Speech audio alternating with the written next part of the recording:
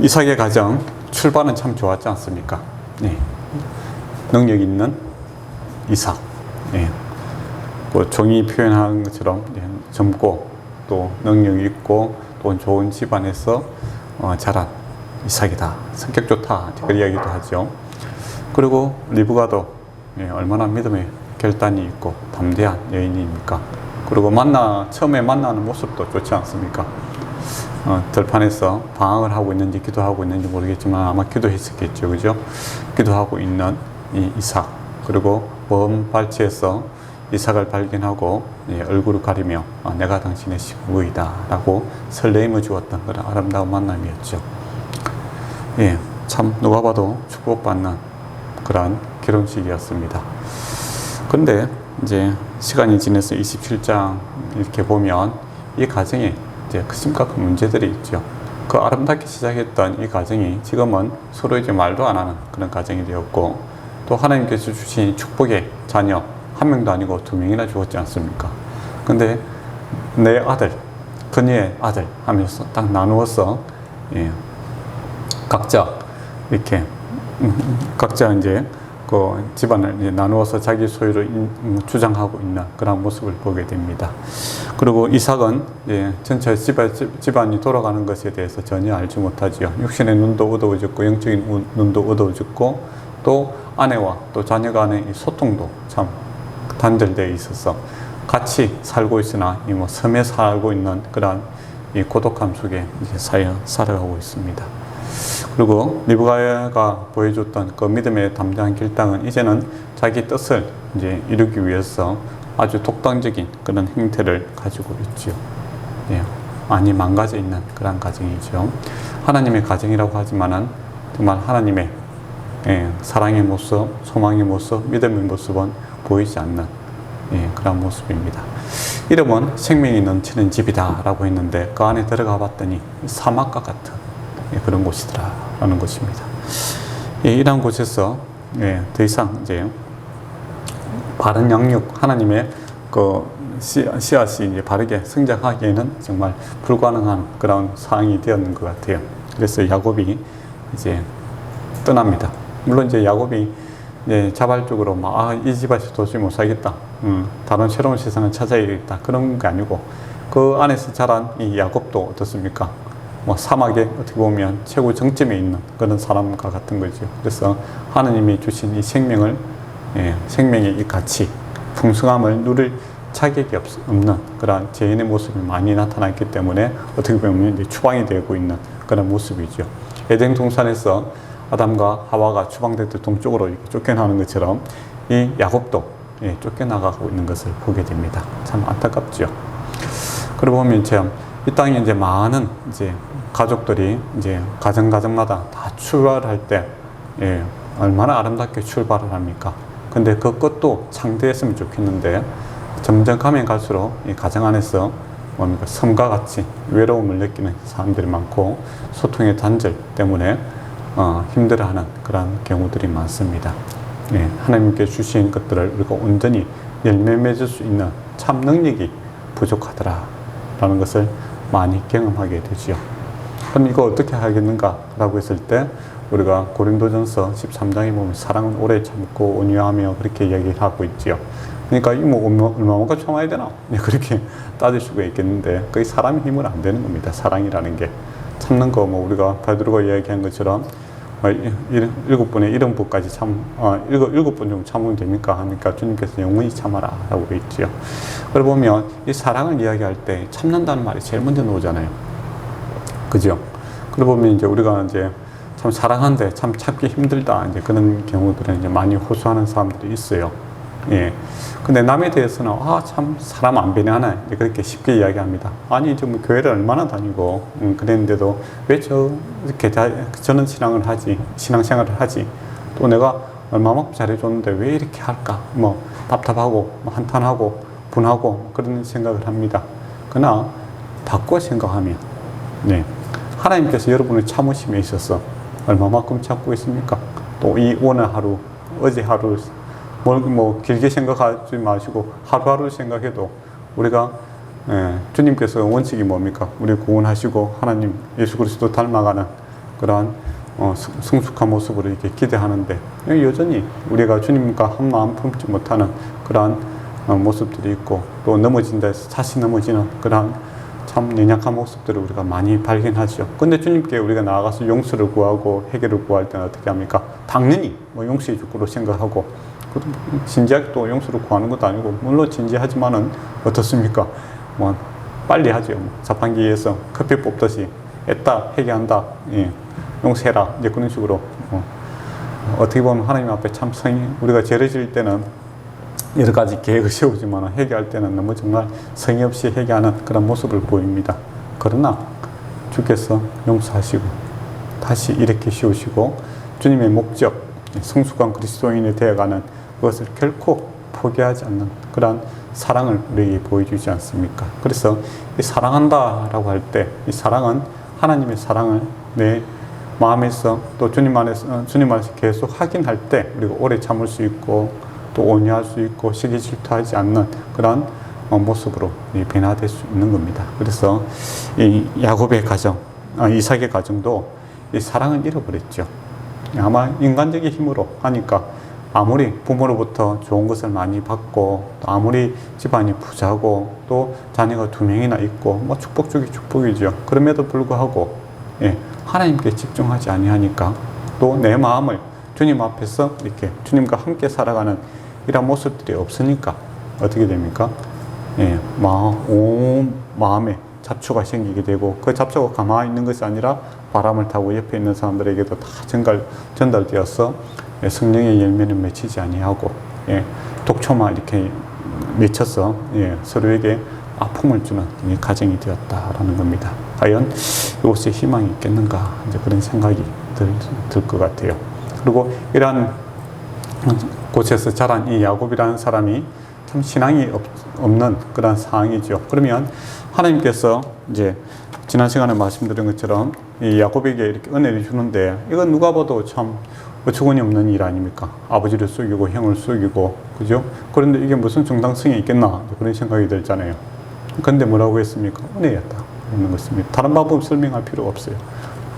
방법이 없는 거예요. 하나님께서 선택하셨고 그럼에도 불구하고 하나님께서 그에게 은혜를 주셨다. 즉 받을 수 없는 자에게 귀한 것을 주셨다라는 겁니다.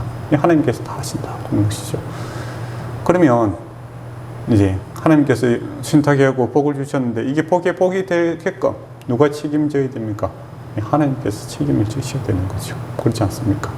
시작하신 분도 하나님이시고 또 끝도 하나님께서 내셔야 되는 그런 책임감이 있는 겁니다. 근데 이제 야곱은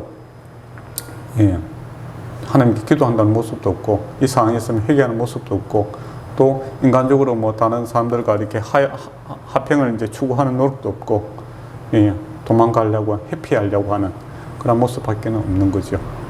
그게 참 더욱더 안타까운 일입니다. 과연 이 상황에서 하나님은 어떻게 하실까?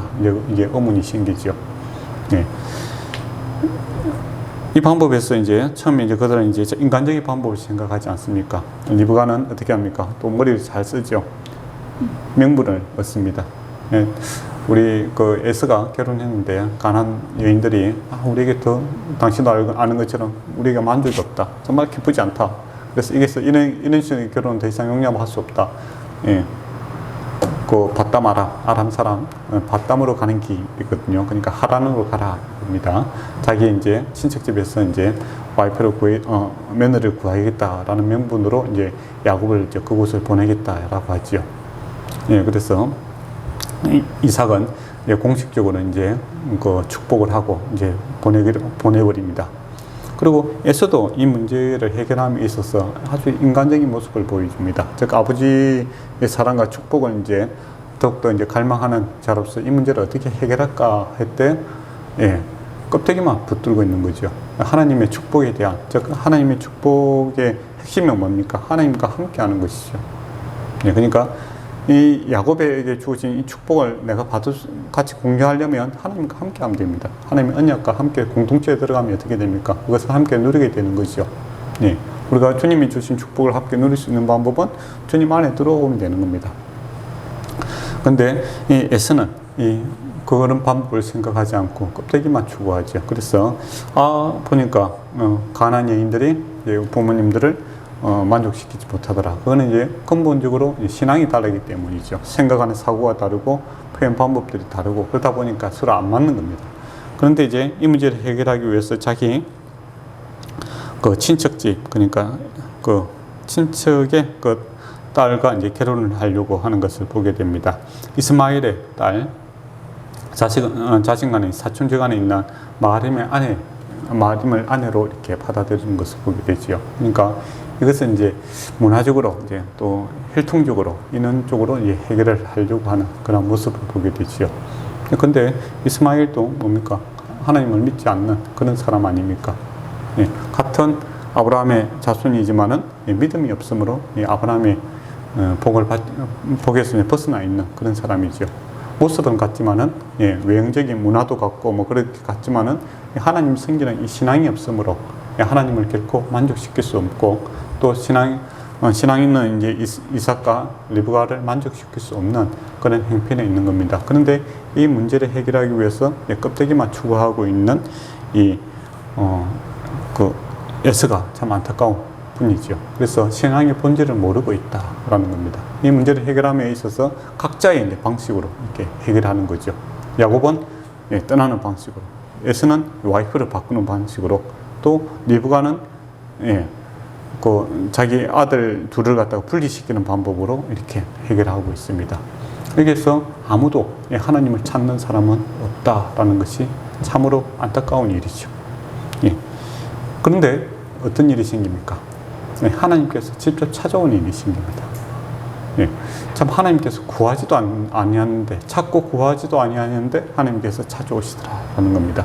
그리고 뭐 선한 일을 하고 좋은 일을 할 때 하나님께서 나타나는 것이 아니라 나쁜 짓하고 도망가고, 친척들도, 자기 부모도, 자기 형제도 아니 야구는 같이 못 살겠다, 너 만나면 죽이겠다라는 이 상황에서 하나님께서 찾아오시고 계시다라는 겁니다. 그럼 왜 찾아오셨는가라고 했을 때 이것 또한 은혜로 밖에 설명이 불가능하죠. 사랑으로 설명이 가능하겠죠. 하나님께서 사랑하심으로 일방적으로 야곱을 조금 찾아오고 계심을 보게 됩니다. 그래서 이제 제3자의 눈을 볼 때, 참 하나님은 속도 없나, 이제 그런 생각이 들고, 이 야곱에게 너무 잘해주시는 거 아닌가, 이제 그런 생각이 들고, 그렇지 않아요. 근데 사실 저와 여러분이 받은 이 하나님으로부터 받은 은혜도 사랑도 이와 같은 것이죠. 바울도 그렇지 않습니까? 바울도 예수님을 대적하고 주님과 이렇게 주님의 교회를 핍박할 때 주님께서 그를 찾아오시지 않습니까? 저와 여러분도 똑같죠. 저와 여러분이 신앙생활 잘하고 뭐 그럴 때 주님께서 찾아오셨습니까? 주님을 모른다고 하고, 또 어떤 데는 교회도 욕도 하고, 뭐 예수도 같은 사람 아닌가, 뭐 그렇게 온갖 소리 다 하고 다닐 때 주님께서 찾아오심으로, 은혜를 주심으로 우리가 예수님을 주로 그리스도로 고백하는 그런 믿음 가운데 들어가게 되었지 않습니까? 그렇다면 야곱에게 너무 잘해주는 거 아닌가, 너무 일방적으로 잘해주는 거 아닌가라는 이 시기 질투가 사실은 저와 여러분도 이렇게 받고 있는 그런 은혜였다라는 겁니다. 그래서 하나님께서 찾아오는 그 순간, 그것은 우리의 노력에 달려있는 것이 아니라 하나님의 은혜에 달려있다라는 것이 참으로 위안이 되죠. 물론 이제 잘할 때 찾아오면 참 좋을 것인데, 우리가 잘하는 순간보다 사실 우리 살다 보면 주님께 벗어나 있는 그런 경우가 더 많지 않습니까? 그때 두려움이 더 가중이 되죠. 이러다가 뭐 하나님도 나를 버리지 아니하는가, 그런 두려움에 사로잡히게 되는데, 하나님께서는 결코 우리를 포기하지 아니하시고 우리에 찾아오시는 그 은혜를 베풀어 주시는 것을 보게 됩니다. 그래서 이 두려움의 문제가 이제 해결이 되는 있는 것이죠. 야곱의 삶에 보면, 가만히 보면 다 두려움이에요. 어떤 두려움이 있었습니까? 장자권에서 벗어날까 대한 두려움이 있었고, 또 형 에서에 대한 두려움이 있었고, 또 앞으로 가면 어떻게 됩니까? 장인과의 관계에서 두려움이 있고, 또 장인과의 관계가 깨어져서 돌아올 때 또 누굴 만나게 되는 두려움이 있습니까? 형 에서를 만나게 되는, 분노하고 있는 그 형 에서를 만나게 되는 그런 두려움이 있죠. 그 삶의 전체가 이 두려움의 모습입니다. 그러나 이 두려움을 해결할 수 있는 것은 뭡니까? 하나님께서 함께 하심이죠. 찾아오심과 함께 하심입니다.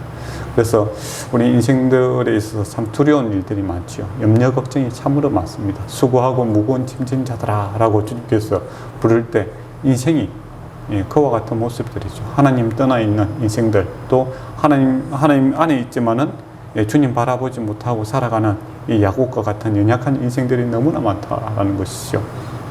그래서 그들의 특징은 두려움이고 염려고 걱정입니다. 그러나 이 문제를 주께서 해결해 주시겠다라고 찾아오시니 얼마나 감사합니까? 여기까지 오면 내가 문제를 해결해 주겠다, 뭐 이걸 하면 내가 도와주겠다, 뭐 그런 게 아니라 주께서 먼저 찾아오십니다. 왜 찾아오셨는가? 사랑 때문이죠. 사랑 때문에. 아이가 넘어져 있으면 어떻습니까? 자기가 일어날 수 있는데도 안 일어나는 경우가 있죠. 그때 어떻게 합니까? 부모가 아이를 이길 수가 없지요. 부모가 가서 다시 이렇게 세우고 다시 성숙하게 만들어주는 것을 보게 됩니다. 다친 데를 또 회복시켜주고 또 씻어주고 씻겨줌으로써 온전하게 만들어 가려는 그 수고와 노력을 끊임없이 부모님이 이 아이에게 행하는 것이죠. 그 사랑 때문에 그렇게 하는 거 아닙니까? 그것처럼 저와 여러분을 향한 하나님의 사랑도 그와 같은 것이죠.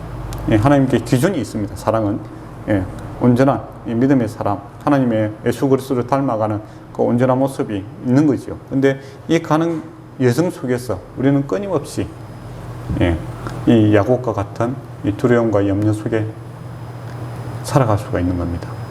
하나님 바라보고 그렇게 살아가면은 나의 도움은 하나님께로 온다라는 아름다운 노래를 할 수 있을 것인데 우리가 하늘을 우르르 보지 않는 거예요. 오로지 주변만 보고 내 방법으로 다 해결하려고 하니 영양초과가 되는 것이죠.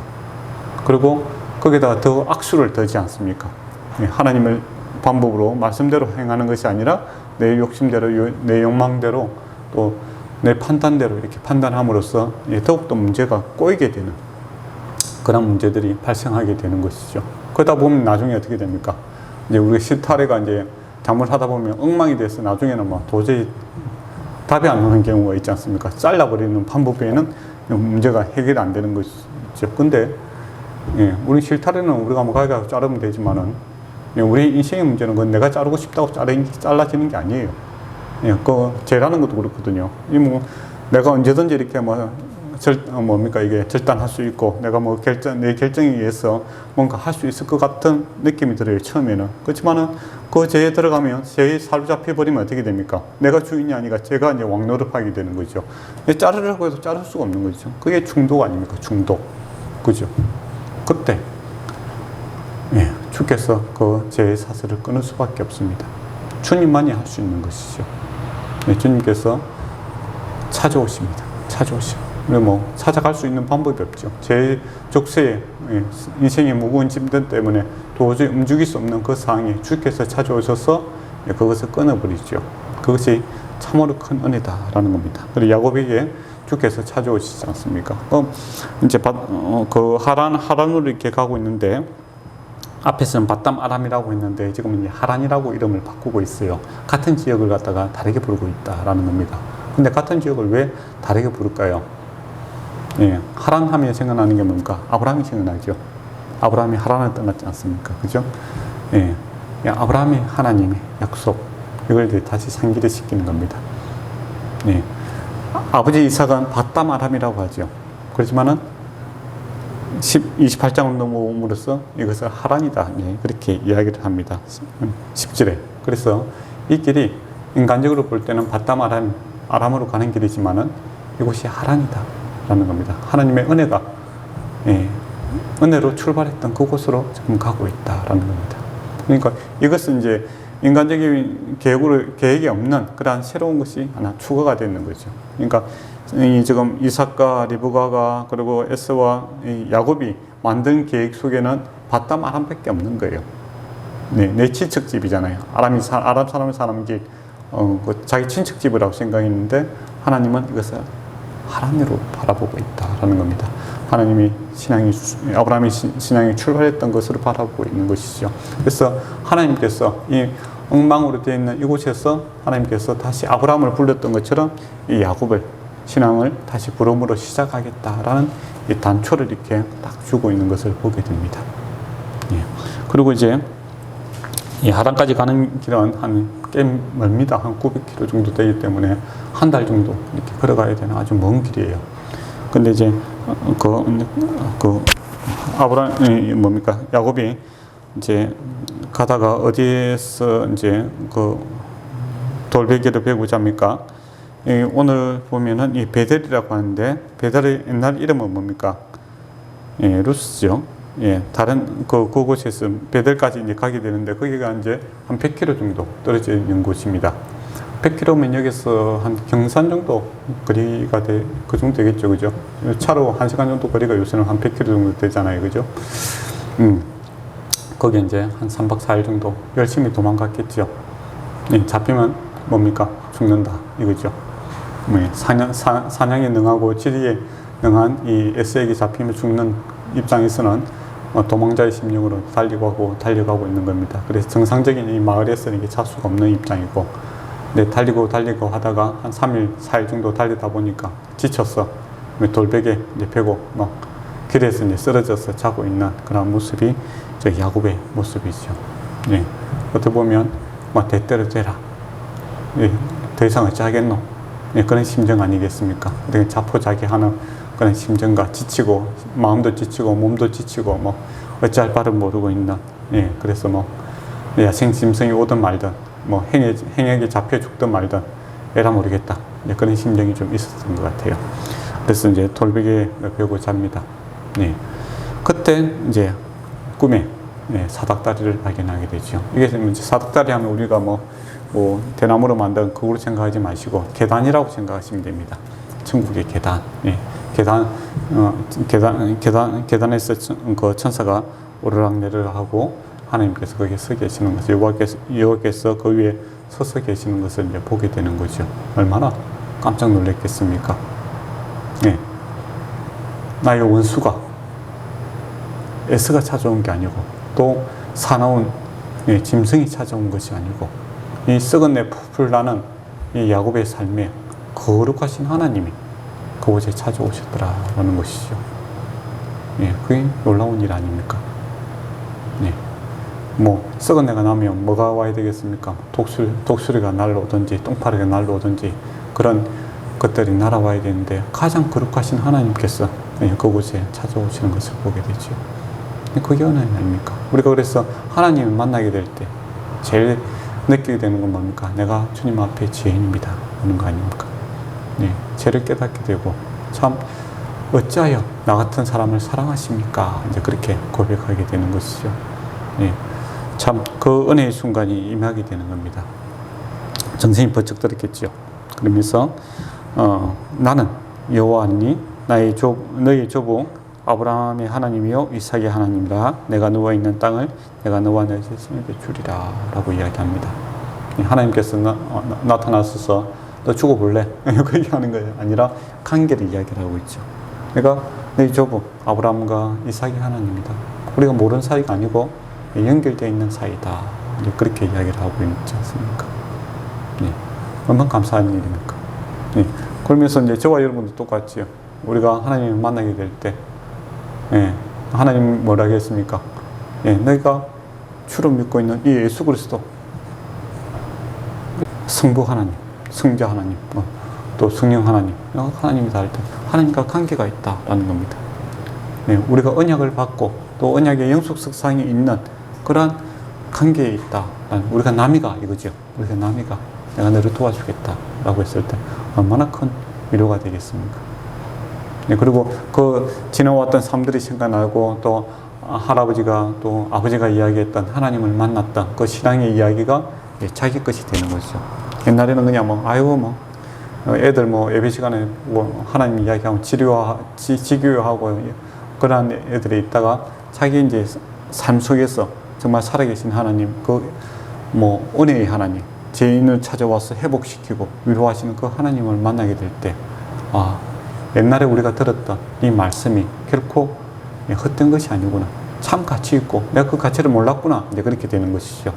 근데 찾아와서 또 뭐라고 합니까? 내가 너를 지켜주겠다 이야기를 하고 있죠. 어디로 가든지 함께 있어서 이야기를 합니다. 지금 부모도 함께 하기 싫고 형제도 함께 하기 싫은 이 야곱에게 함께 해주겠다라는 겁니다. 그리고 가장 절박한 게 뭡니까? 지금 목숨이잖아요. 누구 형이 나를 죽일 수도 있고, 야생 짐승이 나를 죽일 수도 있고, 도둑이 나를 죽일 수도 있고, 또 바다 마람에 간다고 해서 누가 뭐 편지 한 통 써주는 것도 아니고, 나를 반겨줄 사람도 없고, 가진 것은 아무것도 없는데, 누가 나를 지켜주겠는가? 이 절망 가운데 있을 때 주님께서 내가 너와 함께 하겠다, 동행을 해주겠다 이겁니다. 이만큼 큰 위로가 어디 있겠습니까? 우리가 뭐 친구도 어떻게 합니까? 어려운 상황에 오면은 떠나버린 사람이 얼마나 많습니까? 가족도 그렇죠. 가령 뭐 아프고 힘들었을 때 떠나버리는 경우가 또 많지 않습니까? 돌보지 않으려고 하는 경우도 많은데, 아무도 지금 나를 돌보고 함께 하려고 하지 않는 이 참 오물투성이의 삶을 살았던 이 야곱에게 내가 너와 함께 하겠다 그러는 겁니다. 그것도 가장 거룩하신 분이, 가장 전능하신 분이 함께 하겠다 라는 겁니다. 그리고 약속을 하지요. 내가 너를 지켜주겠다. 얼마나 큰 감동이 되겠습니까? 이 두려움이 싹 사라지는 그런 은혜를 경험하지 않겠습니까? 함께 하겠다라고 했을 때 사랑을 경험했을 것이며, 또 너를 지켜주겠다라고 했을 때 얼마나 큰 위로가 되겠습니까? 그리고 이 야곱이 정말 좋아했던 건 뭡니까? 아버지한테 이 축복을 받고 이 땅과 이런 것들에 대해서 다 차지하는 그 꿈이 컸던 사람이죠. 근데 지금 쫓겨나고 있는 약속의 땅에서 멀어지고 있는 이 순간에 있어서 이 약속이 무슨 의미가 있겠는가, 그런 생각이 들잖아요. 형은 실제적으로 보면 형이 지금 그 집에 있고 자기는 쫓겨나가야 되는데, 머리에 이제 축복을 받았는데 이 축복이 무슨 의미가 있겠는가 생각을 들죠. 근데 이 축복의 핵심은 뭡니까? 하나님 함께하는 거죠. 그 가나안 땅에 의미가 있는 이유는 뭡니까? 하나님이 함께 하시기 때문에 의미가 있는 것이죠. 그래서 하나님께서 함께 해요. 그 핵심, 그러니까 반지로 친다면은 뭡니까? 다이아몬드가 있고 금이 있지 않습니까? 핵심은 뭡니까? 다이아몬드죠. 그 핵심이 하나님과 함께 하는 겁니다. 하나님이죠. 하나님께서 너와 함께 가겠다라는 겁니다. 그리고 뭡니까? 반드시라고 이야기합니다. 반드시 다시 돌아오게 하겠다라고 합니다. 하나님께 약속해 주는 것이죠. 그러니까 하나님이 함께하고 그곳에서 함께 계시고, 또 하나님께서 주신 이 약속의 그 말씀을, 약속 언약을 반드시 주께서 성취해 주시겠다, 그렇게 약속을 하고 있는 것을 보게 됩니다. 그러니까 은혜 위에 은혜가 되어 있는 것이죠. 그리고 전혀 받을 수 없는 자에게 하나님께서 무한정 복을 주시고 있는 것을 보게 됩니다. 이게 이제 야곱이 받은 축복이죠. 그리고 야곱을 부러워할 필요가 없는 게 저와 여러분도 똑같은 이런 복을 받았다는 겁니다. 우리가 죄인 되었을 때 주께서 나를 위해서 십자가 지시고 죽으시고 부활하시고, 이 부활의 생명을 저와 여러분에게 거저 주었지 않습니까? 그리고 세상 끝날까지 내가 너희와 함께 하겠다 라고 주께서 약속을 하셨지 않습니까? 우리는 핵심을 갖고 있는 겁니다. 반지의 다이아몬드가 성령이 함께 하는 것이죠. 하나님께서 함께 하시는 이 복을 우리가 누리고 있는 것이죠. 그리고 반드시 우리는 천국에 가게 되지 않습니까? 그만큼 큰 위로와 은혜가 어디 있겠습니까? 그러니까 야곱이 참 인간적으로 봤을 때 이거 뭐 윤리도덕적으로 따지고 이렇게 한다면 어떻게 되겠습니까? 참 이거 뭐 이런 일이 다 있나? 이거 뭐 하나님께서 기준도 없나? 그런 이야기를 할 수 있을 것 같고, 그죠? 또 준다고 받나? 그렇게 이야기할 수도 있고, 네가 무슨 자격이 있나? 그렇게 온갖 비난을 쏟아부을 수 있습니다. 그러나 이것이 은혜였다라는 겁니다. 근데 은혜를 선택할 수 있는 이유는 뭡니까? 사람이 은혜 외에는 방법이 없기 때문이죠. 야곱이 네가 뭐 사람 좀 돼갖고 내가 뭐 네와 함께 해주겠다, 그렇게 하면 사람이 됩니까? 안 되죠. 아브라함은 그렇습니까? 뭐 사람이 되었습니까? 그것도 아니잖아요. 자기 뭐 와이프를 갖다 계속 뭐 너희 동생이라고 속이고 그렇게 하는 모습이 있죠. 또 이삭은 자기 집안을 온통 엉망으로 만들어 놔버리지 않습니까? 그게 무슨 수준이 있겠습니까? 없는 거죠.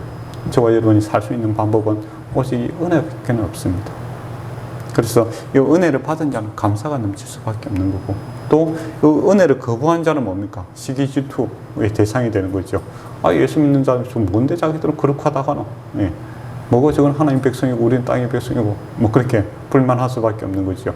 살아가는 거 보니까 뭐 지난해나 뭐 비슷하게 뭐 제 가운데 얼룩 묻어가면서 온갖 똥칠 해가면서 살아가는 인생들인데 뭐가 그렇게 뭐 거룩한 척하노? 이제 그렇게 사람들이 분노하고 또 함부로 말로 하지요. 그러나 야곱 입장에서는 뭡니까? 뭐 할 말이 없지만 너무 감사하는 거죠. 회복되는 거 아닙니까? 위로가 되고 은혜가 되는 거죠. 저와 여러분도 그렇습니다. 하나님께서 은혜 베푸실 때 이 두려움과 염려가 사라지고 소망이 넘치게 되는 그런 것들을 경험하게 되는 것이죠. 근데 이 하나님에 대한 그 신뢰, 그러니까 믿음이 있는데 하나님을 신뢰하는 거하고 또 다른 게 있잖아요. 그죠? 믿음이 있으니까 하나님 바라보죠. 근데 하나님을 온전히 신뢰하는 것은 또 별개의 문제가 있는 거예요. 여기서 이렇게 하나님께서 이야기할 때 참 지금 나 같은 자에게 찾아오셨다니 앞으로 내가 어떻게 하든 하나님께서는 반드시 이 약속을 지키실 줄 믿습니다. 아멘. 이렇게 하면 되겠죠. 근데 이 야곱이 거래를 합니다. 하나님을 만남으로 이제 믿음이 시작되었지만은 하나님에 대한 이제 신뢰 부분이 좀 약한 거죠. 그래서 이 문제를 또 해결함에 있어서 또 자기의 방식대로 이 문제를 해결하죠. 하나님께서 이렇게 22절에 보면 아버지 집으로 돌아오게 하시면 조건을 다는 겁니다. 여호와께서 나의 하나님이 되실 것이요 라고 되어 있습니다. 야곱은 뭡니까? 하는 거 봤어. 그렇게 섬기겠다 이거죠. 하나님께서 뭡니까? 하는 거 안 보고 탈락인데 하나님 그럼에도 불구하고 찾아온 것이 하나님의 사랑이죠.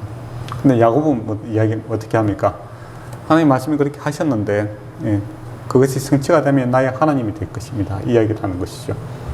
지금은 내가 그 하나님이라 인정 못 하겠다. 이제 그렇게 노는 거죠. 그대로 되면 내가 하나님으로 인정하고 11조를 드리겠습니다. 이제 그렇게 이야기를 하는 겁니다. 하는 것만큼 내가 하겠다라는 이렇게 거래를 틀려고 하고 있는 그런 모습을 보게 되죠.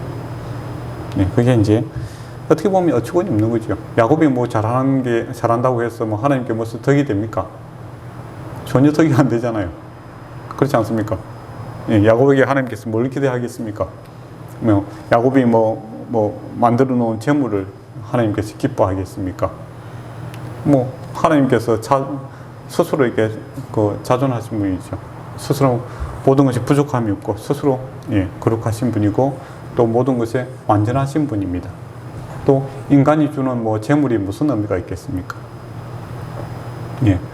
또 인간이 드리는 11조가 무슨 의미가 있겠습니까? 그 하나님께 주신 것인데 산에 들에 모든 바다에 있는 모든 것이 다 주의 것인데 근데 이 야곱은 아직까지 생각이 하나님에 대한 지식이 부족하니까 그와 같이 거래를 틀려고 하는 것을 보게 되죠. 그게 이제 우리 신앙인에게도 잘 나타납니다. 믿음이 있기 때문에 하나님께 기도하지요. 그러나 그 하나님과 함께 살아감에 있어서 기술이 많이 부족합니다. 하나님께서는 그저 사랑으로 대하시는데 우리는 계속 하나님과 이렇게 뭔가를 거래를 하려고 들고 하나님의 사랑을 보여주세요. 하나님 능력을 보여주세요. 그럼 내가 하나님께 예배드리고 11조 하고 뭐 그렇게 하겠습니다. 이제 자꾸 조건을 다는 거죠. 하나님께서 나를 찾아오신 그 은혜를 알면 내가 거저 받았으니 거저 준다는 그 참된 신앙의 마음이 생기게 되는 겁니다. 그리고 모든 것이 하나님께 감사가 넘치게 되는 건데 이것은 이제 계속 자기식으로 계산을 하게 되면 어떻게 됩니까? 하나님과 함께 하는데 하나님의 주신 이 감사와 기쁨을 누리지 못하고 세속적으로 살아갈 수가 있다라는 겁니다. 그게 이제 또 야곱의 삶이기도 하지 않습니까? 하나님께서 야곱과 함께 합니다. 그래서 일이 잘 풀려요. 그렇지 않습니까? 그런데 그 가운데서 야곱은 하나님의 성품을 전혀 나타내지 못합니다. 왜? 은혜가 임했는데 은혜의 정신을 상실해버리기 때문에 계속 거래를 하려고 들고 쏘기려고 들고 그런 모습들이 나타나게 되죠. 그래서 저와 여러분도 이제 하나님께서 찾아오심으로 예수님을 주로 그리스도로 고백하고 또 교회에 앉아 있는 것이죠. 그런데 이 은혜의 정신을 바르게 온전히 알게 되면 고린도전서에서 말하는 그 13장에서는 사랑을 하게 됩니다. 오래 참을 수 있고 주님께서 나에게 참으신 것처럼 참으시고 또 주님께서 나에게 온유하게 대하신 것처럼 온유하고 또 주님께서 주시기 때문에 주권을 인정하고 시기 질투하지 않고 주께 맡길 수 있는 그런 여유가 생기죠. 그런데 주님께서 함께 하심에도 불구하고 이 야곱처럼 예, 하나님과 계속 거래를 틀려고 하면 예, 삶의 형태는 어떻습니까? 여전히 주님 안에 있어 세상의 방법대로 살아가는 그런 삶을 살아가게 되는 거죠. 그러니까 세상이 주는 이 염려, 걱정, 불안한 것들을 계속 함께 이렇게 보따리에 싸갖고 이렇게 다니는 그런 일들이 발생을 하게 된다라는 겁니다.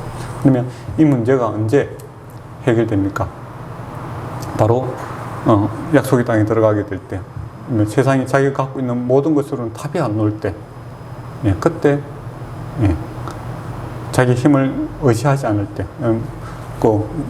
탈구돼 갖고 뭐 꼼짝 못하게 될 때, 그때 온전히 주님께 예, 맡기게 되지 않습니까? 그게 이제 그 전에 우리가 바울이 말하는 나는 날마다 죽고 내가 주님이 내 안에서 날마다 살아나기를 원합니다. 그 고백을 할 수 있으면 참 좋을 것 같아요. 예. 그래서 우리가 이제 주님의 온전한 은혜를 경험하고 또 맛보려면 내가 죽고 내 안에 주님이 살아나야 한다는 겁니다. 그래서 주님께서 우리와 함께 하십니다. 내가 뭐 어떻게 하든지 간에 하나님께서는 함께 하셔요. 그런데 그 함께 하심의 가치와 또 감사와 또 은혜와 사랑이 또 주님과 한 마음을 품고자 한다면 예, 내가 죽고 예, 주님의 방식으로 이렇게 살아야 된다는 겁니다. 하나님과 거래하려고 들지 마라. 하나님이 주신 사랑을 그저 받았으니 감사함으로 나누면 되는 것이지 예, 이걸 하면 내가 이렇게 하겠다 남을 대하듯이 그렇게 하시면 안 된다라는 것이죠. 이거는 세상의 방법입니다. 세상은 항상 거래가 일어나는 거죠. 예, 그렇지만 하나님의 사랑은 일방적인 겁니다.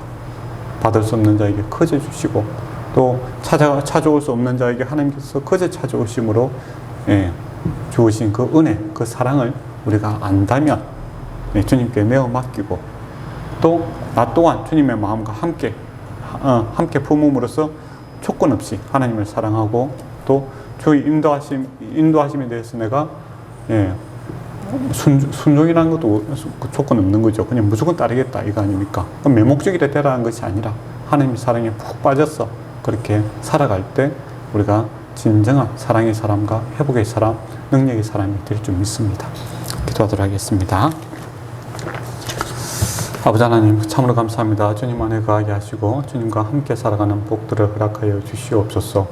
우리 하나님께서 주신 이 은혜의 가치를 재발견하게 하여 주심으로 참으로 우리가 받을 수 없는 큰 은혜를, 사랑을 받았음을 우리가 알게 하시고 또 이 하나님의 사랑이 우리가 어찌하든지 간에 하나님께서는 변치 아니하시고 우리와 함께하고 또 복의 복을 주시는 것을 믿고 믿음으로 감사함으로 나아가게 하여 주시옵고 그저 받았으니 그저 나눌 수 있는 이 마음의 풍성함을 허락하여 주시옵소서. 우리의 마음과 우리의 생각과 우리의 환경을 주님께서 주관하여 주심으로 주님의 능력이 충만한 하루하루 되게 하여 주시옵소서. 예수님 이름으로 기도드리옵나이다. 아멘.